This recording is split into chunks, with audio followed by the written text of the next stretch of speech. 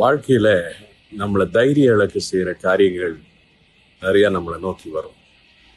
மற்றவர்களுடைய வார்த்தைகள், நம்முடைய சூழ்நிலைகள், எதிர்மறையான காரியங்கள். ஆனா இவைகளின் மத்தியில ஒண்ண நம்ம ஞாபகம் வச்சுக்கணும். ஆண்டவர் நமக்காக ஒரு திட்டத்தை வச்சிருக்கிறாரு. வாக்குத்தத்தம் பண்ணப்பட்ட தேசம், பாலும் தேனும் ஓடுகிற தேசம். தேவன் நம்மை ஆசீர்வதித்து மற்றவர்களுக்கு ஆசீர்வாதமாய் மாற்ற விரும்புகிறார். அதனால எவ்வளவு பெரிய கோலியாத்தா இருந்தாலும் நம்மளை எதிர்த்து நிற்க முடியாது. ஏன்னா உலகத்தில் இருக்கிறவரிலும் உங்களில் இருக்கிற ஒரு பெரியவர்.